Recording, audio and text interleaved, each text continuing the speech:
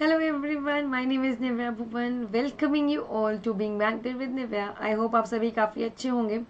Okay so आज हम लोग यहाँ बात करने वाले हैं अबाउट ट्रेजरी बिल्स. एक इम्पॉर्टेंट टॉपिक है आपके बैंक एग्जाम के लिए. आपको ये आपके चाहे एग्जाम में पूछ सकता है या फिर आपसे इंटरव्यू में भी ये क्वेश्चन पूछ सकता है. ठीक है. सो बैंकिंग अवेयरनेस बेसिकली आपके बैंक रिलेटेड सारे टर्म्स को आपको अच्छे समझाने का ही पार्ट होता है. आज जो मैं आपको यहाँ पे समझाने वाली हूँ वो होने वाला है आपका ट्रेजरी बिल. कि ट्रेजरी बिल क्या होता है. जब इंडियन गवर्नमेंट को पैसे की ज़रूरत होती है वो जाते हैं आरबीआई के पास में. आरबीआई के पास इसलिए जाते हैं क्योंकि आरबीआई गवर्नमेंट्स बैंक है. सो आरबीआई से वो लोग बोलते हैं उन्हें पैसे की ज़रूरत है. उसके बाद आरबीआई मार्केट में एक डॉक्यूमेंट रिलीज़ करती है.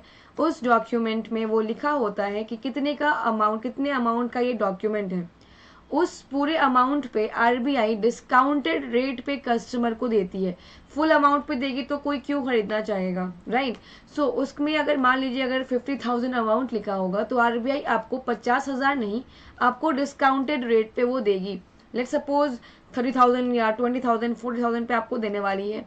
साथ ही उसका एक लिमिटेड टाइम टेन्योर होता है, मतलब 91 डेज, 182 डेज या फिर 364 डेज. इतने ही टाइम तक जितना भी उस डॉक्यूमेंट में आपका मेंशन होगा उतने ही टाइम पीरियड तक आप उस डॉक्यूमेंट को अपने पास रख सकते हो. जैसे ही आपका वो टाइम पीरियड एंड होता है आप वो डॉक्यूमेंट लेकर के वापस से जाओगे आरबीआई के पास में.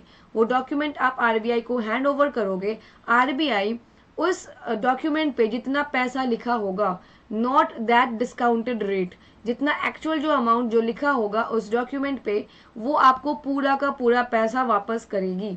सो ये जो होता है ना, यही कहलाता है, जो डॉक्यूमेंट जो आया था ये डॉक्यूमेंट आपका कहलाता है treasury bills, right. So thank you so much everyone.